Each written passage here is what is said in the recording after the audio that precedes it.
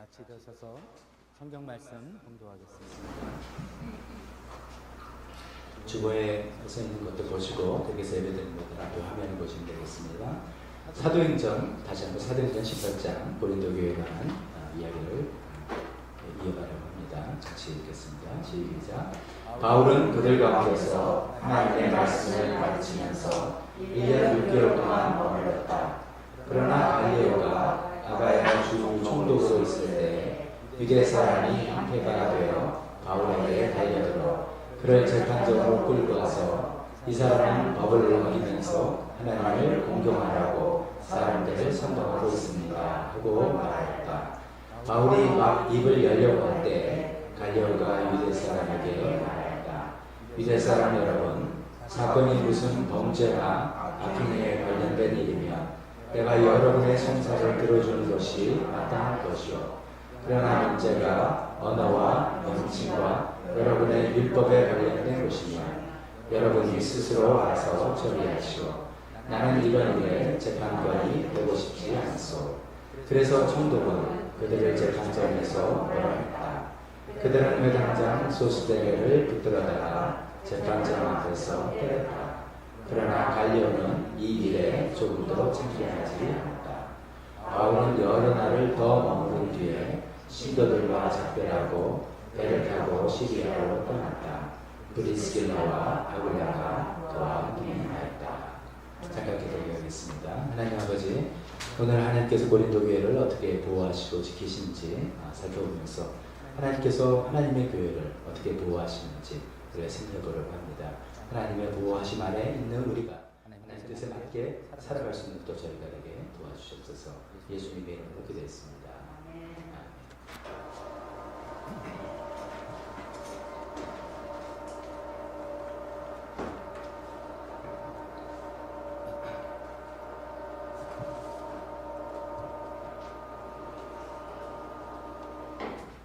고린도전서 강의를 시작하면서 고린도전서 빨리 안 들어가고 자꾸만 사도행전을 하시는가라고 생각하시는 분 혹시 없으시겠죠. 그래서 이 말씀드린 것처럼 고린도 교회를 알기 전에 고린도가 어떻게 세워져 있는지, 고린도 교회가 어떤 사람들이 있는지 이런 것들을 좀 아는 거지, 고린도전서를 더 올바로 이해하고 또 이게 진짜 어떤 이게 우리 교회와 비슷하게 이런 거구나, 이게 실제로 사람들이 있고 실제로 이런 흐름 가운데 세워진 거고 하나님께서 이런 일들을 역사를 해놓으셨구나 이런 걸 알 때 더 와닿을 수 있을 거라는 생각에 이야기를 하고 있습니다. 지난주에는 고린도 교회를 세우는 사람들이라고 해서 실제로 인물들을 살펴봤죠. 평소에는 별로 이렇게 교회에 나직지 않았던 인물, 아굴라 브리스길라의 부분은 좀 많이 들어보셨겠지만, 그 다음에 디디오 유스도, 그 사람 이름이 가이오가 아닌가 생각하면서 이런 사람 온 교회를 돌봐줬다. 정말 훌륭한 분이죠. 모임 장소를 회당에서 쫓겨났을 때 장소를 제공했고, 뿐만 아니라 재정적으로 그렇게 그 온 교회를 섬긴 사람이다 우리가 생각하고 있습니다. 또 전 회당장이었던 그리스보 같은 사람, 분명히 지도급으로 활동했을 것이고요. 성도 섬기기로 작정한 집안이라고 표현되어 있는 스데바나 집안, 온 집안이 어쩌면 어른부터 아이들까지 정말 모범적으로 교회를 섬기는 그런 가정도 있었고, 에라스도라는 고위직 공무원인데 정말 많은 재정으로 아니면 또 사역으로 직접 뛰어들면서 이렇게 활동했던 이런 많은 분들을 통해서 고린도 교회가 이렇게 세워져 나갔다, 이런 것을 우리가 살펴보면서 자연스럽게 이제 우리도 그런 기대와 소망을 갖죠. 나도 내 처지와 행편에 맞게 나도 정말 우리 교회에서, 이 사랑하는 교회에서 어떤 역할을 담당해서 우리 교회를 세워나가는 데 쓰임받고 싶다, 그런 생각 하셨을 거라 믿습니다. 그런 마음들이 다 모아져서 한 교회, 하나님의 교회 하나가 세워지고 성장되고 그걸 통해서 하나님께서 역사하시는 거라 믿습니다. 그렇게 이제 지난주에 이제 고린도 교회를 세우는 사람들에 대해서 든든하다 그렇게 느껴졌을 텐데, 그러나 여전히 이 고린도 교회는 아주 위험에서 벗어나지 못한 그런 상태입니다. 어떤 위험이냐면 유대인들의 위협과 협박입니다. 이제 처음부터 이제 회당에서 쫓겨났다라고 할 때 회당에서 내보낸 것을 끝난 게 아니라 이 생각해보면 그렇죠. 회당장이 막 그쪽으로 넘어가고 많은 유대인들이 막 관심 보이니까 저 바울의 저 활동을, 저 바울로 중심을 세워진 고린도 교회를 가만히 놔둬서는 안 되겠다라는 생각이 들었을 겁니다. 그래서 이 일을 어떻게 이제 고린도 교회를 와해시킬까 이런 생각들을 이제 유대인들이 펼치게 된 것이죠. 자, 이래서 이제 공작을 펼쳤는데 이를 이야기는 이제 본문에 나오는 것을 좀 더 자세히 이해하기 위해서는 첫 번째로 이 시대가 로마 제국 시대지 않습니까? 마치 이거는 우리가 우리 시대에 살고 있어 우리는 대한민국에 살고 서울 수도권에 살고 있지만 전 세계는 미국이 최강대국이고 또 우리 주변에 중국이랑 강대국이 있고 그러니까 미국과 중국을 이해하지 못하고는 우리의 처지를 이해하기가 좀 어려운 거는 비슷한 겁니다. 우리는 지금 교회를 살펴보는 거지만 로마 제국을 이해하지 못하고는 흐름을 이해하지 못하는 그런 것이죠. 그래서 이제 로마 제국 이야기를 좀 말씀드리는 거니까 양해해 주시면서 들어주시기 바랍니다. 로마 제국이 이제 종교 정책이 어땠는지 거기에 굉장히 연관이 되어 있는 것이죠. 큰 밑그림을 한번 그려봅니다. 아시다시피 이제 로마는 굉장히 많은 큰 영토를 정복하고 지중해 전체를 다스렸지 않습니까? 계속해서 전국 전쟁이 일어나면서 한 민족, 한 인종 뭐 이렇게 전무를 하면서 각국의 각 민족들의 어떤 종교들이 있었는데 이 종교를 어떻게 할 것이냐 어느 정도 다 내려놓고 우리가 믿는 것이 우리 믿는 신이다라 이렇게 할 수도 있지만 로마에서는 종교 혼합 정책을 펼쳤습니다. 그러니까 뭐 종교 문제는 그냥 뭐 너네 거 믿어도 돼 라고 이제 하면서 사실은 어떻게 보면 다 짬뽕으로 믿을 수 있게끔 또 좀 정책도 폈습니다. 지금도 이제 로마에 있다고 들었는데 로마에 보면 만신전이라는 그 건축물이 있다고 들었습니다. 판테온 이렇게 불리는데 거기는 모든 신, 그러니까 로마에서 점령한 신들은 다 우리 여기서 우리 신 숨기려고 오케이 하면 하나 모시고 거기는 이제 한 신이 아니라 뭐 진짜 만신, many gods를 섬기는 그런 신들을 세우는 것이 로마의 종교 혼합 정책의 아주 대표적인 상징물처럼 된 것이죠. 그러면서 이제 그럼 아무나 믿어도 되냐? 네, 그런 건 아니라 요거 하나는 지켜야 된다. 그래서 황제 숭배 사상 이런 것이죠. 로마 황제를 나중에 신격화해서 어떤 체제 안정 유지 차원에서 그럴 거겠죠. 로마 황제 상들을 주요 도시 각곳에 세워놓고 거기 지나가서 향부를 예배를 시키고 향을 피우고 거기서 이제 그런 고백을 하는 거죠. Caesar 황제가 나의 주인입니다. Caesar is my lord. 이런 것은 이제 이게 뭐 신앙의 기탄처럼 고백이라기보다도 국민을 하는 식으로 그냥 하면은 그래 오케이 너 황제를 인정하는 거야 너 됐다 이렇게 하면서 그거만 하면은 네가 믿는 종교 믿어도 된다. 뭐 이런 관대한 종교 혼합 정책인 것이죠. 물론 이제 그것만이 아니라 세금을 내야 되고 징집도 이제 그 허용해야 되고 뭐 이런 것들이 있죠. 그러니까 이제 다시 정리하면 일단 세금 내고 그다음에 군대 징집 들어오고 오라 그러면 군대 들어와서 군인으로 파병되고 그다음에 황제 숭배 이거 하고 요거만 하면 너네 종교 안 믿어도 된다. 이렇게 하는 것이 로마의 이제 종교 정책이었던 것이죠. 근데 이제 이야기를 들으면 여러분들 생각에 그럼 유대교는 좀 뭐가 좀 이슈가 될 텐데 라고 생각을 좀 하시면 좋을 것 같습니다. 왜냐하면 유대교는 황제 숭배 이거 못하는 거잖아요. 근데 유대교는 좀 예외로 인정을 받았습니다. 지금은 이제 우리가 기독교 신앙을 갖고 있고 그런 교회는 좀 생겨나지만 유일신 사상이다. 이게 이제 그냥 하나님만 보면 됩니다. 이게 당연한 거였지만 고대 사회로 갈수록 유일신이라는 것은 정말 독특한 신관입니다. 그냥 다 좋다는 거 다 이것저것 믿는 게 인간의 보편적인 심성인데 아니 이제 주전 63년경에 이제 로마가 이제 일어나면서 폼페이우스 장군의 진도주의 아래서 이제 그 유대 지역을 점령하는 과정에 막 이제 전쟁이 일어났을 거 아닙니까? 그런데 이 사람들 보니까 아주 이상한 사람들인 거예요, 유대인들이. 아주 유일신이라고 뭐 여호와 하나님의 목숨을 걸고 아주 특별한 사람이에요. 그래서 이제 전쟁을 쉽게 이기고 정복을 했지만 야, 이 사람들 특별한 사람들이네. 그래서 오케이, 너네들은 이거는 인정해준다. 이렇게 한 거예요. 그래서 너네들은 세금만 내면 돼. 세금만 내면 되고 괜히 그런 애들 징집해서 군대를 쓰다가 거기서 뭐 위안한데 골치 아파. 군대 너 오지 않아도 돼. 그리고 황제 숭배 이거 안 해도 돼. 너네 세금만 잘 내면 돼. 이렇게 유대교는 아주 예외적으로 인정을 받은 그런 종교였어요. 그런 이제 독특한 상황 가운데 유대교가 전 로마 제국 안에서 자유롭게 신앙생활을 한 겁니다. 예루살렘에서는 성전을 중심으로 신앙생활하고, 그다음 다른 지역에서는 회당을 중심으로 자기의 신앙생활을 자유롭게 하는 인정받은 그런 종교로 활동하고 있었습니다. 이제 그랬는데 이제 문제들이 생기기 시작한 것은 예수님을 믿는, 그리스도를 믿는 유대인들이 생기기 시작한 거죠. 제가 이제 2주 전에 그 아굴라 브리스길라 부부가 어떻게 하다가 로마에 살고 있는 사람이 고린도까지 흘러왔나라고 얘기할 때 AD 49년에 있었던 유대인 추방령 이야기 말씀드렸던 거 기억하실 겁니다. 그 유대인 사회에서 그렇게 이제 종교 자유를 인정받고 잘 지내던 사람들일 때 예수님을 믿는, 예수가 바로 우리가 기다리는 메시아다라고 믿는 그런 사람들이 생기던 거예요. 그 안에서 유대인 사회에서 갈등이 생기고 폭력이 생기고 그래서 형제는 이거 참다. 유대인들 전부 다 나가라. 로마에서 추방한 것이 주후 49년도에 있었다. 그런 얘기를 말씀드렸죠. 이제 그런 것들이 점점 생긴 거예요. 유대교 내에서. 이제 그런 일들이 지금 고린도에서도 생긴 일을 우리가 지금 보고 있는 겁니다.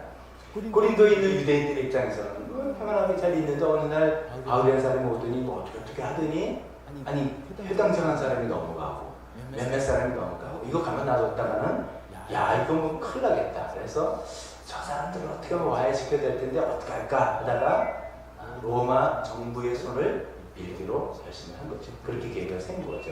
그래가지고서 이제 종교적인 이슈가 아니라 정치적인 이슈를 만들어서 그들을 와해시키려고 작전을 짠 겁니다. 그래서 그 케이스를 소송을 갈리오 총독에게 가져가서 이야기한 것이죠. 그런 과정에서 이제 법정이 지금 이런 재판정이 생기게 된 것인데, 두 번째로 이제 이 갈리오 총독이 굉장히 중요한 역할을 잘한 거죠, 사실. 하나님과 교회를 위해서 잘한 건데, 생각이 신임 총독인 갈리오 총독에 대해서 살펴보겠습니다. 지금 고린도라는 도시는 지금 우리가 그리스라고 보는 나라의 남부 쪽인 아가야 주, 위에는 마케도니아 주인데 밑에 아가야 주의 수도라고 그랬죠. 그래서 총독이 이 수도에 새로 부임해서 왔습니다. 이제 주후 51년도에 부임했다. 성경에는 없는 기록인데 이제 고각적으로 이렇게 발굴이 됐습니다. 우리가 보통 이제 뭐 델피의 신탁, 델피의 오라클 뭐라고 하는 그런 델피라고 들어보셨을 분들이 있습니다. 거기 델피라는 곳에서 이제 발굴해 보니까 무슨 이제 비문이 나오는데 그 총독들, 아가야의 총독들 리스트가 쭉 나오는데 그 중에 갈리오라는 사람이 AD 51년도에 아가야 총독으로 취임했다. 이런 기록이 나온 걸 보고 성경이 이게 진짜 사실이구나 이런 것도 더 입증이 된 것이죠. 그래서 이제 51년도에 갈리오가 총독으로 부임한 이 사건 이때를 유대인들은 기회로 삼기로 한 겁니다. 대개 이제 신임 총독이 이렇게 오게 되면 토착 세력들과 이제 관계를 잘 형성해야 되겠죠. 그래서 이제 토착 세력들의 뭐 이제 민원도 해결해주고 뭐 이렇게 하면서 이제 유대감을 갖고 이제 정책을 펴나가는 것이 일상적인 일 아니겠습니까? 이제 그런 측면에서 이제 유대 지도자들이 이 케이스를, 이 소송권을 갈리오 신임 총독에게 가져간 겁니다. 가져가서 이제 이렇게 고발한 것이죠. 사도행전 18장 13절에 이 사람은, 즉 바울은 법을 어기면서 하나님을 공경하라고 사람들을 선동하고 있습니다. 이게 이제 무슨 말이냐면 이런 겁니다. 이 바울은 지금 로마법을 어기면서 이 법이라는 것이 예전 개혁정에서는 율법을 했지만 사실은 로마법, 로마 제국의 법을 어기면서 우리가 시저를 공경해야 되는데 시저 대신에 자기네가 믿는 하나님만 공경하라고 사람들을 선동해서 우리 종교 문제가 아니라 이 로마 제국의 그 치안과 안보에 지금 아주 타격을 입히는 아주 못된 사람입니다. 이런 사람이 활동하면 로마 제국의 안정은 큰 문제가 되는 아주 불순분자입니다. 이렇게 이제 고발을 한 것입니다. 유대교 내부의 종교 문제를 살짝 포장을 해서 정치적인 문제로 해서 바울을 반정부 인사로 몰았던 것이죠. 그때 이제 바울은 이제 억울하니까 자기가 변론을 하려고, 바울도 얼마나 말 잘합니까? 변론을 하려고 딱 일어서는데 갈리오 총독이 딱 뭐 당신 말할 것도 없다. 딱 들으니까 알겠다. 라고 이야기하는 것이죠. 그래서 이제 갈리오가 아주 속 시원하게 합니다. 내가 딱 들어보니까 이게 무슨 범죄, 악행, 그가 아니다. 여러분 종사 들어보니까 이게 언어와 명칭과 여러분의 율법에 갈등, 이거 종교 분쟁이네. 유대교 당신 내에서 어떤 관례와 방법과 이런 거 문제네. 이런 걸 가지고 왜 세속 법정에 와서 행정법정에 와서 받느냐. 이건 내가 처리할 일이 아니다. 나가라. 끝났다. 라고 아주 속 시원하게 판결을 내린 겁니다. 굉장히 이제 통찰, 사건의 본질을 쫙 꿰뚫어 본 것이죠. 갈리오 총독이. 그렇게 된 건데, 이 갈리오 총독이 이제, 이제 그러면, 야, 이 사람 참 괜찮은 사람이네. 이런 마음이 좀 드시지 않습니까? 그래서 이 사람이 어떤 사람인가? 근데 또 이 사람이 또 유명한 사람이라서, 계속 그 로마 역사에 이제 기록이 좀 남아져 있는 사람이에요. 그래서 이제 우리가 알게 되는데, 이 갈리오 총독은 어떤 사람이냐면, 대단한 집안의 사람인 거예요. 이 갈리오 총독의 형인지 동생인지는 분명하지 않는데, 우리가 이제 로마 황제 중에 악명 높은 황제 누굽니까? 두 글자, 네로 황제잖아요. 네로 황제의 스승으로 스토아 철학이 뭔지 우리 잘 몰라도 스토아 철학에 내려간 세네카라는 사람이 네로 황제의 스승이었는데, 갈리오하고 세네카 형제 관계예요. 그만 들어도 이 사람 대단한 사람이네 이렇게 우리가 짐작이 되는데, 그 사람은 이제 원래 이렇다고 합니다. 원래는 이제 스페인 쪽에 사는 노바투스 가문, 아버지가 이제 성씨가 노바투스 집안이죠. 스페인은 굉장히 유력한 집안입니다. 근데 이 아버지 노바투스가 아주 자녀를 위한 그 성공에 굉장히 집념이 강함이라서 우리가 여기 스페인에서 놀 때가 아니다. 제국의 수도인 로마로 가야 된다. 그래서 로마로 이주를 했어요. 아들 둘이 있는데 세네카하고 이 갈리오 총독이죠. 데리고 이주해가지고 거기서 모든 좋은 교육과 이런 걸 다 시켰겠죠. 아버지 노바투스는 결국 로마의 원로원까지 되는 아주 성공한 사람입니다. 그런데 거기에 만족하지 않고, 네가 우리 집안에 있다면 성공에 한계가 있다. 너는 더 좋은 집안에 입양을 가라. 라고 해서 갈리오라는 사람 집안으로 입양을 보낸 거예요. 근데 그 당시에 갈리오라는 사람은 로마의 수사 마을 언변술이라고 했죠. 거기에 대가인 그 집안입니다. 루키우스 갈리오라는, 그러니까 노바투스, 원로원 된 것만 해도 대단한데 그거보다 훨씬 더 좋은 집안으로 입양을 보내서 그래서 갈리오 성직을 갖게 된 사람입니다. 그러니 어떤 사람인지 그림이 좀 그리지 않습니까? 로마 권력의 핵심, 거기에 아주 높은 고위층에다가 학문도 많이 하고 집안에 재산도 많고 똥똥거리는 그런 사람이에요. 갈리오는 이제 그런 사람이에요. 그래서 공부도 많이 하고 권력도 있고 자신감도 있고 이런 사람입니다. 제 생각에는 그래서 그런 것 같습니다. 그래서 딱 이 소송권을 딱 듣고 쫙 이야기 들으니까 금방 사건의 본질을 깨닫는 거예요. 이건 딱 통찰력이 있고 공정하게 판결되는 거예요. 당신 유대교 내부의 종교 문제구만. 이걸 왜 나한테 들고 와? 너네끼리 가서 얘기해. 딱 케이스 끝 땅땅땅 해서 내보내. 그런 것이죠. 이 갈리오의 판결이 굉장히 중요한 판결이었습니다. 굉장히 중요한 판결. 이게 막 개척이 돼서 교회가 성립돼서 이제 막 일꾼들이 세워지고 막 이렇게 시작되는 고린도 교회를 갈리오 총독이 이런 판결을 내리지 않았다면, 예를 들어서 그걸 제가 어리버리 잘 모르고 해서 그래, 그건 뭐 좀 이상한 로마의 지금 치안, 총독 입장에서 치안에 문제가 생긴다면 가장 치명적인 일이라는데 치안에 문제가 되는 사람 같구만. 바울, 너 나가. 우리 고린도 제사 갈리아에서 나가에서 절대로 발도 디디지 마. 이렇게 했으면 고린도 교회는 그냥 와야 되는 것이죠. 지금 막 시작해서 재밌게 하나님 역사가 일어나고 하는 교회가 그냥 고스란히 폭삭 가라앉게 될 수 있는 그런 것입니다. 근데 갈리오가 이렇게 판결을 내려줬기 때문에 고린도 교회가 보호가 되고 성장이 될 수 있었던 그런 중요한 판결을 내렸던 것이죠. 이것은 사실 더 나아가서 고린도 교회뿐만이 아니라 초대교회 역사, 사도행전에 나오는 역사를 보더라도 굉장히 중요한 판결이 되었습니다. 우리가 판례라고 하지 않습니까? 만약 여기서 아가야 주의 총독인 갈리오가 그 로마사에서도 굉장히 명망있고 그렇게 좀 인정받는 사람이 이 유대교 내에서 이 예수를 그리스도로 믿는 이 분파 사람들은 이단 내지만 반로마적 인집단을 딱 낙인을 찍히면 그 다음부터 유대인들은 각 곳에서 마케도니아 중에서 어디에서 뭐 할 때마다 그 케이스를 들고 와서 이야기할 겁니다. 그럼 판례가 딱 됐기 때문에 선례가 됐기 때문에 대부분 그렇게 판결이 나게 될 것이죠. 그러면 정말 크리스찬 교회는 어떻게 선교나 전도 활동을 하기가 거의 불가능해요. 뭐 된다 하더라도 지하로 숨거나 뭐 그럴 수밖에 없는 그런 어려움을 겪었을 것입니다.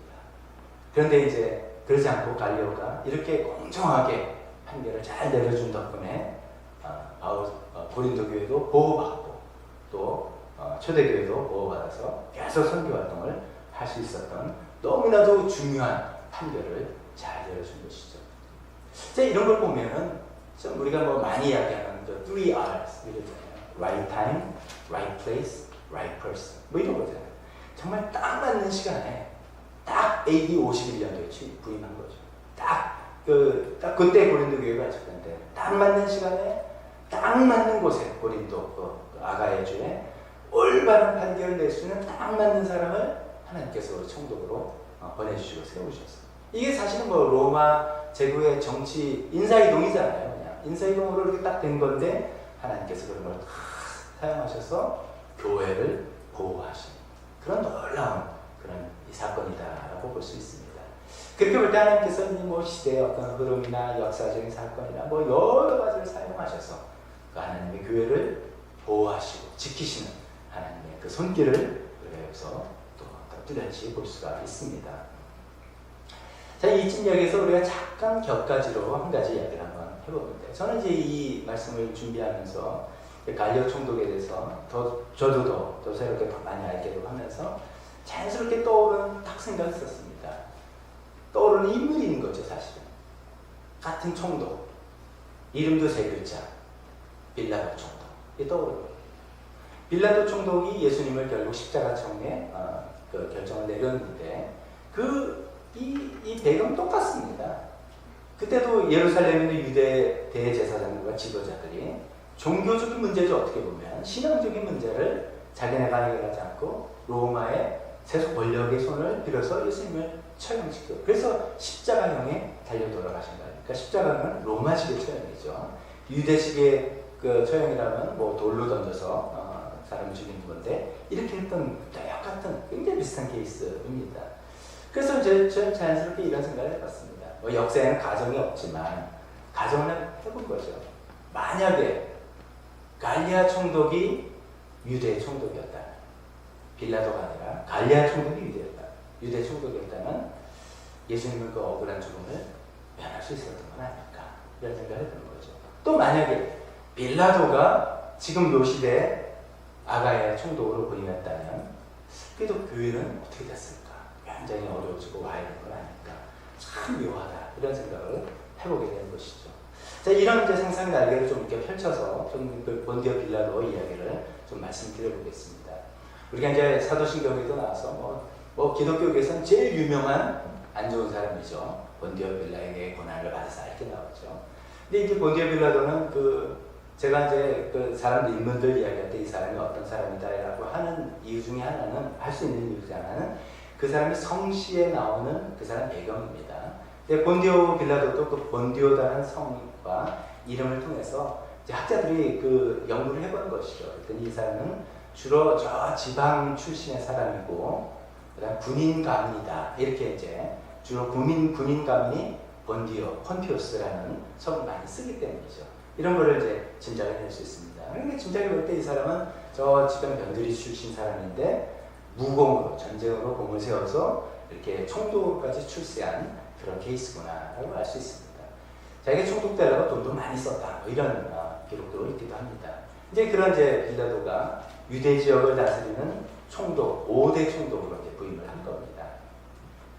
근데 이 빌라도가 정치를 참 잘 못했어요. 정치를 잘 못했다는 것은 피정복민들을 그냥 좀 이렇게 들어줄 건 들어주고 안 될 거 안 되게 하면서도 이렇게 좀 교감도 잘하면서 이렇게 해야 될 텐데, 피정복민, 특히 아주 유별난 유대인들 아닙니까? 유대인들의 종교적 감정, 제일 중요한 게 종교인데 종교적 감정을 잘 이렇게 컨트롤을 못하고 충돌이 많았었습니다. 두 가지 예만 드리면, 이제 유대인들이 신앙생활하면서 뭐 저희도 마찬가지지만 제일 걸리는 것 중 하나가 우상 숭배잖아요. 우리는 지난번 우상의 시리즈로 하면서 보이지 않는 우리 내면의 우상, 이런 이야기를 쭉 했지만, 유대인들이 1차적으로는 눈에 보이는 형상, 우상, 이런 걸 절대로 용납할 수 없는 그런 거지 않습니까? 그런 건데 이제 어떤 일이 생겼냐면, 이제 유대 총독이라 하지만 그 총독부는 사실 저 지중해 해안가에 있는 가이사라라는 도시에 있었습니다. 근데 이제 빌라도 가만히 생각해보니까 아니야, 예루살렘으로 옮기는 게 여러 가지로 좋을 것 같다. 그래서 예루살렘으로 옮기려고, 총독으로 옮기려고 계획을 하고, 그러면 이제 군인들이 이제 총독이 행차를 하고 그러면 군인들이 쫙 접속하겠죠. 근데 군인들이 이제 로마 군기를 들고 이렇게 가면은 로마 군기에 그 봉으로 지난번에 아굴라 브리스겔라고 얘기할 때 아굴라가 사실 로마 말로 아퀴라, 독수리 이런 말씀드렸죠. 독수리 봉이 형상으로 있는 거예요. 영화 이렇게 보시면 다 기억하실 겁니다. 군인들 이렇게 들고 가면 독수리 형상이 위에 달려있는 그런 군기가 로마 군기죠. 그걸 들고 이제 진군을 예루살렘 성에 진군하는 거를 유대인들은 도저히 용납이 안 되는 거죠. 우상을 예루살렘 성에 들어온다. 그래가지고 이제 민원했겠죠. 그러지 말아주십시오. 근데 이거 생모시하고 그러니까 이제 정통신앙학과 이제 바리새파 사람들입니다. 몇천 명이 길거리에 누웠어요. 우리를 밟고 지나가라. 그게 이제 만약에 그래서 그걸 하면은 할 수는 있겠지만 무력을 할 수는 있겠지만 그러면 난리가 나잖아요. 그러면 이제 로마 황제한테 이게 들어가면은 너는 대체 정치를 어떻게 하냐 이렇게 시끄러워지는 사건이 있어요. 그래가지고 이제 좀 이렇게 좀 안 좋게 오케이 그럼 관두자 이렇게 이제 무산하고 넘어갔어요. 그런 일이 있었습니다. 또 한 케이스는 성경에도 나온 일인데 이제 여러분들 대부분 분이 이번에 이제 이번 주에는 누가복음을 읽으실 텐데 누가복음 13장에 보면 이제 끔찍한 사건이 나서 이제 예수님도 거론하셨던 이런 일이 있습니다. 갈릴리 사람들을 빌라도가 갈릴리 사람들을 죽였다. 근데 그들이 성전에서 제사 드리고 있는 사람들이었는데 갈릴리 출신 사람들이 성전에서 제사 드리고 있었는데 갈릴리 지방 사람들은 반란이 다혈질이고 그래서 반란을 많이 일으켰었습니다. 이게 그런 것들인지 어떻게 연루됐다고 알았는지 성전에서 제사를 드리고 있는 갈릴리 사람들을 무참히 빌라도가 죽이고 그 사람들이 피를 막 성전 제물에 뒤섞어버리는 아주 끔찍한 일을 했습니다. 그제 이제 신문이 나왔는데 북한에서 누구를 해서 시신을 어떻게 했다 얘기 다 하니까 끔찍하지 않습니까? 야, 근데 국가에서 오늘날도 이런 일이 있나? 이런 끔찍한 일을 자행했던 사람이 빌라도인 거예요. 그러니까 군인 출신이라서 그런지 무식하게 이렇게 해서 유대인들의 민족 감정 또 정치적인 종교적인 마음이 전혀 그래서 굉장히 실수를 많이 했던 사람입니다. 그러니까 유대인들의 지도자들이 대표단을 꾸며가지고 로마 황제로 가서 상소를 했어요. 안 돼, 우리는 이 사람 밑에 못 쓰겠는데 우리는 로마에 충성하고 싶은데 이 사람 때문에 우리는 못하겠다. 이렇게 상소도 하고 그래가지고선 경고도 먹고 이랬던 거예요. 그랬기 때문에 예수님 케이스가 딱 들었을 때 성경을 자세히 보시면 나중에 유대 지도자들이 협박을 합니다. 당신 이제 빌라도도 알게 됩니다. 이게 종교적인 문제가 아니라 종교적인 문제인데 지금 이 정치적인 문제로 들고 와서 이렇게 좀 로마의 손에 처형시키려고 하는 그 계략이구나를 빌라도도 간파를 금방 했습니다. 근데 이제 그래서 안 들어주려고 이 사람 죄 없다 그렇게 하는데 나중에 대제사장들이 당신 협조 안 하면 또 우리가 성소하고 이렇게 했다고 협박을 하는 거죠. 거기에 자기가 이제 자기 정치적 생명 이런 것 때문에 넘어가는 그렇게 했습니다. 자, 이런 걸 보면 이제 아까 제가 말씀드린 갈리오 총독 얼마나 비교되는 인물입니까? 명망 높은 집안에 아주 경찰력 있고 학문 재력 너무나 인품도 훌륭한 것 같고 공정한 판결 내리고 흠잡을 데 없는 그런 갈리오 총독에 비해서 빌라도 총독 이런 사람인데 그래서 제가 그걸 상상을 해본 거죠. 두 사람이 엇갈려 바뀌었으면 어땠을까? 예수님은 정말 총독을 잘못 만난 건가? 너무 안타까운 거. 오히려 또 바울은 참 재수가 좋고 운이 좋은 건가? 이런 생각도 이제 잠깐 해보다가 아닌 것이죠. 이게 다 하나님의 섭리 가운데 있는 것이고 어떻게 보면 예수님은 예수님 자신의 사명이 있었던 거죠. 예수님의 사명은 희생을 당하신 겁니다. 우리 모든 인간의 죄를 대신하시기 위해서 속죄물로 생명을 내어놓으시는 것이 예수님의 사명이죠. 그래서 예수님은 빌라도 총독 같은 사람을 만나야 되는 것이겠죠. 어떻게 보면. 그 다음에 또 바울은 어떤 사명이 있었냐면 이 복음을 온 세계에 전파하는 것이 바울의 사명, 하나님께서 주신 사명입니다. 그래서 하나님께서는 그 일을 위해서 갈리오 총독 같은 사람을 만나서 케이스 근박 번제를 파악하고 전도를 계속 할 수 있게 하나님께서 허락하신 그런 것이라고 봅니다. 그래서 이 모든 것을 섭리하시고 역사를 주관하시는 하나님의 큰 손을 우리가 보게 되는 것이죠.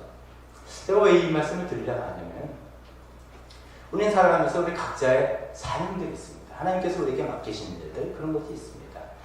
그것이 다 다르기 때문에, 그렇기 때문에 우리 각자가 겪는 일도 다르고, 만나는 사람도 다르고, 일하는 사건도 다 다른 것 같습니다.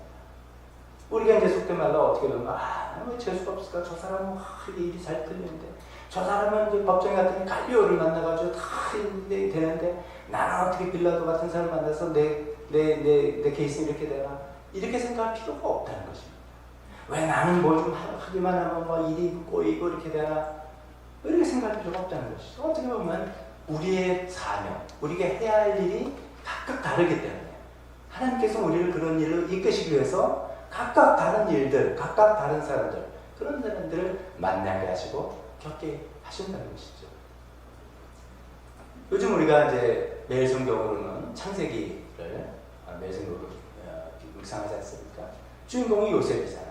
우리가 작년 올해 초인가요? 그 요셉에 대해서 쭉 살펴봤으니까 다 기억하시는 것처럼 요셉에게 하나님께서 주신 사명은 그냥 요셉, 야곱, 자기 집안을 하나 건사하는 그 정도가 아니었습니다. 나중에 정말 큰 구원을 이루는 것, 큰 구원을 이루는 것이 요셉에게 주신 사명이에요.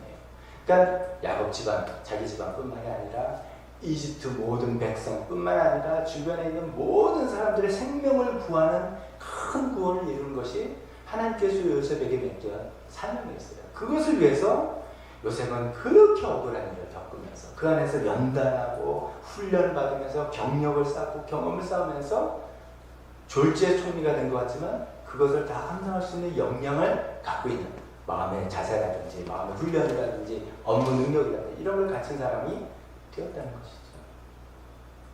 요셉에게 주신 사명이기 때문에 요셉의 일을 겪은 것이고, 저와 여러분 각자는 하나님께서 우리에게 주신 어떤 독특한 사명이 있기 때문에 또 우리는 이런 일을 또 저런 일을 겪게 되고 또 이런 사람 저런 사람을 만나게 하시는 걸 거라 믿습니다. 그래서 우리가 정말 우리가 이제 기본적으로 생각할 것은 하나님께서는 선하신 분이다. 하나님은 사랑이시고 하나님 좋으신 분이다. God is good. God is love. 이것만 딱 생각한다면 그것이 우리 삶의 가장 밑바탕에 있으면 그 위에 우리가 겪게 되는 이해가 안 되는 일, 불행이라고 생각되는 일, 벌 받는 것 같은 일, 꼬이는 것 같은 이 모든 일들은 그 밑에 있는 거기 때문에 하나님은 무슨 뜻과 계획이 있는 것이죠. 그래서 어쩌면 하나님께서 나에게 주신 사명을 내가 감당하는 사람이 되게 하기 위해서 훈련 차원에서 아니 또 어떻게 해서 이렇게 하시면 어떨까 라고 생각하면서 우리가 좌절할 필요도 없고 불만을 가질 필요 없고 또 하나님을 신뢰하면서 나아갈 수도 있고, 그래서 오히려 우리가 할 수 있는 일, 우리가 해야 하는 일에 더 집중해서 해나갈 수 있으라 믿습니다. 이 내용은 이제 격가지로 이렇게 나가는 것인데 다시 메인 포인트를 간다면 갈리오의 그 중대한 판결을 통해서 고린도 교회를 보호하신 하나님 손길을 이 사건을 통해서 우리가 보는 것입니다. 여기서 이제 잠깐 이제 고린도 교회만 보호하시는 하나님은 아니시니까요. 또 우리 교회도 좀 연결해서 생각해 보면 그렇죠. 우리 교회도 이제 19년 전에 생겨서 저 도곡동에서 시작한 교회, 그 중에서 제일 큰 이벤트 일 중에 하나라면 도곡동에서 이제 오는 정도로 이전하는 그런 과정이죠. 그런 과정에서 참 하나님께서 이제 갈리오 총독이 이제 부임하는 인사이동을 통해서 이렇게 일을 하신 것처럼 저희도 참 희한한 일들이었던 것이죠. 여러 차례 들으신 분들이 있겠지만 저희 그때는 이제 저희가 월세를 살고 있습니다. 저희 주인이 좀 저희가 협조할 수 없는 어떤 일들을 협조를 요구하고 그분이 세금을 허탈하는 일을, 그래서 교회도 또 하실 수 없다는 아무 생각이 없었죠 그때는. 저는 당연히 교회는 그런 거 하면 안 된다 생각해서 했는데 그것이 이제 마음에 의해서 저희한테 앙심을 품고 월세를 올리고 처음에 명도에 청소하고 이런 일 가운데 우리 마음 가운데 안 되겠다, 우리가 여기서 있을 수 없게 됐구나, 우리가 뭔가 이전을 하고 그래서 우리가 마음 놓고 걸을 수 있는 처소가 필요하겠다라고 생각했는데 지금 생각해보니까 그런 거죠. 그때는 2008년도에 저희가 교회 이전을 생각했습니다. 2008년도는 금융 사태, 리만 브라더스 사건. 지금도 그냥 큰 굴곡이 IMF 때 경제가 어려워지고 2008년대 금융위기 때 그다음에 코로나 시대 이렇게 이야기를 하는 그 3대 사건 중에 하나일 때 그때 무슨 생각을 했는지 뭐 저도 뭐 잘 몰라서 겁이 없었는지 하여간 뭐 어떻게 또 마음에 합쳐서 시작한 것이죠. 그 후에도 숱한 어려움들이 있었고 그렇지만 또 그 하나님께서 우리 교회를 지켜주시고 저희가 또 가정교회라는 방향을 잘 잡게 되시고 이 안에서 정말 많은 분들이 또 새로 합류하게 되신 우리 교회를 지켜나가신 하나님 손길을 또 우리가 생생하게 기억하십니다. 그래서 뭐 우리 교회뿐만이겠습니까? 하나님께서 하나님의 교회를 각각의 방법과 상황과 처지에 따라서 이게 지켜는 여러 가지 사건들 우연인 것처럼 보이고 희한한 일 것처럼 보이는 그런 사건들을 통해서 지키시고 보호해 나가시는 하나님 손길을 경험해 나가고 있는 것이죠. 교회는 하나님께서 보호하십니다. 우리가 이렇게 교회를 보호하시는데 이런 게 있죠. 교회는 여러 가지 이제 사회적인 기능들도 있는 것 같습니다. 저희도 이제 저희가 개인적으로 저희 올 초에 저희 장로님 돌아가셨을 때 많이 이제 저희가 가족장으로 하고 워낙 또 그때도 그렇고 지방 인도에서 그냥 가족장을 합니다라고 했지만 많은 분들이 위로의 말씀 주시고 부조금하고 이게 그 마음이 사랑의 마음이 담겨 있는 이런 걸 보면서 참 위로받고 사랑으로 이제 좀 은혜 받고 막 이렇게 되는 것처럼 장례식을 한번 경험해 보면 교회 식구의 중요함과 사랑은 다 근데 멈춰질 뿐입니다. 평소에는 뭐 예배 드리고 저 사람인가 했는데 그런 일 당해 보면 손수 와가지고서 위로해주고 조의금 이렇게 해주면서 사랑의 마음을 표현하고 이런 걸 통해서 참 마음이 따뜻해지고 정말 교회 식구가 이렇게 느껴지죠. 결혼식 때도 그렇게 느껴지죠. 뭐 그런 사회적인 기능은 교회에 있습니다. 또 교회에서 보면 뭐 서로 뭐 정보도 좀 주고받고 교육적 면으로 도움도 받고 뭐 좋은 사회적인 기능이 굉장히 많습니다. 근데 이제 그거는 이제 부가적인 기능이고요. 교회 필수적인 기능이죠. 필수적인. 교회를 통해서 하나님께서 하실 일이 뭐냐? 교회를 통해서 교회의 머리 되신 예수님을 더욱더 우리 한 사람 한 사람이 더욱더 알아나가게 되는 것. 그게 필수적인 것이죠. 또 예수님께 더욱더 순종하게 되는 것. 그 예수님의 뜻에 우리가 정말 헌신해서 하나님 일을 해나가게 되는 것. 이런 것을 달리 표현해서 뭐 영원 구원, 제자 만드는 것 이렇게 이제 멋있는 캐치프레이즈로 쓰긴 하지만 그 가운데서 이것도 그냥 무조건 영원 구원에서가 아니라 우리 정말 한 사람 한 사람이 이 교회 안에서 신앙생활하면서 예수님을 점점 더 알아나가고 하나님과 점점 더 친밀하게 되고 그래서 하나님 뜻이 어떤 사회적인 역할로서 내가 집사니까 내가 뭐 이 정도 됐으니까 아니라 하나님의 마음이 내 마음을 움직여서 어떤 일을 헌신하고 순종하고 동참하는 이런 하나님 마음에 합하는 사람들이 점점 되어지는 거예요. 이게 교회의 필수적인 기능 아니겠습니까? 이 필수적인 기능을 교회에서 계속 한다면 분명히 하나님께서 교회를 지켜주시고 보호해주시고 어떤 일 가운데서도 교회를 지키실 하나님이라는 것을 저희가 믿습니다. 오늘 이 고린도 교회가 그 일에 정말 많은 유대인들 가운데서 그 이방사회에서 정말 예수님이 그리스도, 예수님이 주인이시다는 이 복음을 전하는 일에 매진해 나갈 때 정말 유대인들의 그 어떤 계략에 의해서 와야 될 수 있는 그런 상황에서 하나님께서 갈릴리라는 총독을 딱 세우시고 그의 올바른 판결을 통해서 교회를 지켜나가시고 또 우리 교회를 지키시고 주신 하나님의 모든 교회들을 지켜나가시는 놀라운 하나님을 우리가 믿고 의지하고 신뢰하고 나가는 저희들 다 되시기를 주님의 이름으로 축원합니다. 근데 그것으로 끝나는 게 아니라 이제 사적으로 한 가지 일이 이 일을 통해서 나타나는데요. 성경을 이제 끝에 보면 17절에 그래서 케이스가 잘 끝났네 이렇게 하면 끝나야 되는데 사족처럼 이렇게 나왔습니다. 그들은 회당장 소스테네를 붙들어다가 재판장 앞에서 때렸다. 그러나 갈리오는 일에 좀 더 참견하지 않았다. 이게 왜 써있을까 이런 생각이 듭니다. 그러면서 또 이 그들은 누구냐? 소스테네를 붙들어서 때렸다는 이 그들이 누구냐? 이게 좀 대명사로 됐기 때문에 애매합니다. 그래서 성경학자들이 이제 양분이 되어 있습니다. 유대인들이다. 아니면 고린도에 사는 헬라인들이다. 고린도에 사는 헬라인들은 이 유대인들은 평소에 시끄럽게 하는 사람들인데 뭐 아무것도 아닌 사건을 들고 와가지고 우리 시민 총독을 괴롭히 이놈 이렇게 해서 때렸다 이런 견해도 있고. 근데 저는 가만히 생각해보니까 아무래도 유대인들 같아요. 왜냐면 이제 뭐냐면 유대인들이 지금 어떤 심정이냐면 바울이 돌아서 예수님을 전파하면서 존경받는 회당장 중 한 사람이 그리스도가 저로 넘어갔습니다. 그래서 유대인들이 막 이렇게 움직인다니까 이거 안 되겠다 해서 머리를 싸서 회당장 소스덴을 앞세워서 지금 상소를 한 겁니다. 근데 이제 바울도 별로는 기회가 없을 정도로 했으니 소스덴도 별로 이렇게 말 좀 소스덴 알아서 일을 잘 처리했으면 좋겠는데 저 사람이 이제 팀이 알고 분명치 못해가지고 그냥 이렇게 결론이 났잖아. 이렇게 이제 화가 난 게 아닐까 싶습니다. 그래가지고 회당장 소스덴을 당신 일 처리를 이렇게 못해. 당신 때문에 우리가 어떻게 된 거야? 라고 해서 막 분을 참지 못하고 폭력을 행사하고 갈리오는 종교내부적 문제니까 관여하지 않기로 했기 때문에 관여하지 않고 이런 것이 아닐까 싶습니다. 근데 이제 이 구절이 왜 일을 하냐면 이 소스덴이라는 사람이 나중에 성경에 나왔다는 거죠.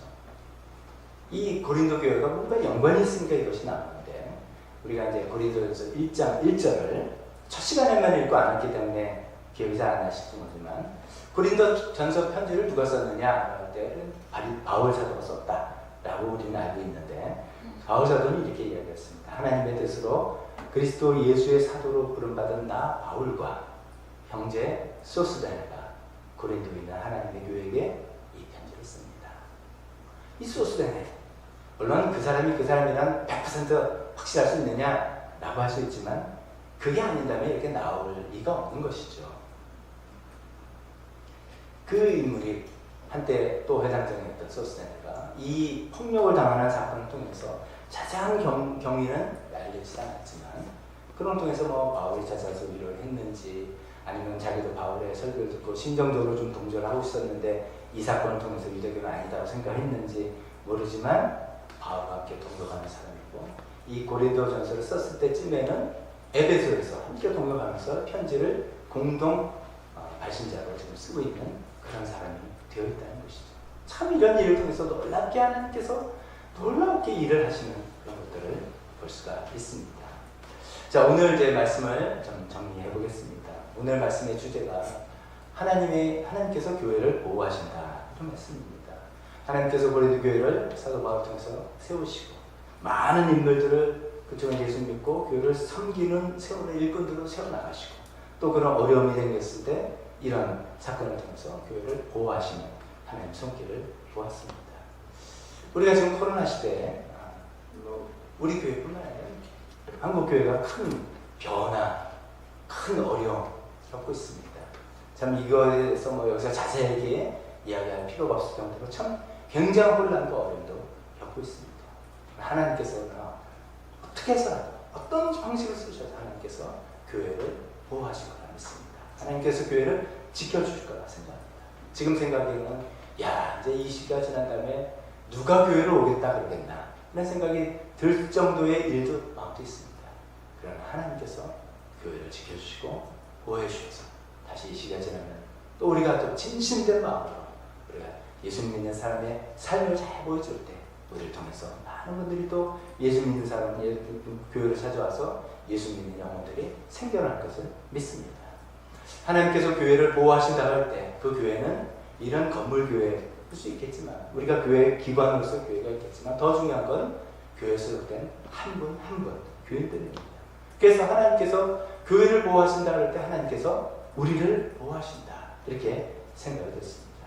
요즘처럼 힘들고 어렵고 복잡한 일 생기고 우리 한치 앞을 예측할 수 없는 이 시대 하나님께서 우리 가정을 보호해 주실 것입니다. 하나님께서 우리 직장을 보호해 주실 것이고 하나님께서 우리 사업처를 보호해 주실 것입니다. 우리 마음 중심이 교회의 필수적인 기능 따뜻해져서 매일매일 예수님을 더욱더 알아나가고 예수님을 더욱더 사랑하고 예수님을 더욱더 순종하고 예수님을 더욱더 맞춰 나갈까라는 그 마음의 중심의 포커스가 쫙 있는다면 하나님께서 우리 가정을 지켜주시고 보호해주시고 우리 직장을 보호해주시고 우리 사업처를 보호해주시고 계속 이 힘들고 어려운 시기에도 결국 이 시기를 다 지나가면 하나님께서 그때 참 신기하게 이렇게 하셨어. 이런 간증이 많이 나오리라 믿습니다. 갈리오를 통해서 고린도 교회를 보호하신 하나님과 같은 그런 놀라운 일과 간증들이 우리 삶 속에서 많이 나올 것을 우리가 또 기대해보며 우리가 그러기 위해서 또 말씀과 기도를 계속 묻잖아. 하나님 사랑을 신뢰하는 마음, 하나님은 사람이시고 하나님 선하시다는 것을 우리 마음 가운데 잘 밑바탕에 깔아놓으시고 그 다음에 우리가 할 수 있는 것, 또 우리가 해야 되는 것 집중하면서 최선을 다할 때 하나님 이런 시기도 다 지나가고 우리가 또 하나님을 풍성하게 경험해 나가는 우리 모두가 될 것을 되리라고 믿으며 또 그런 분들이 되시기를 주님의 이름으로 축원합니다.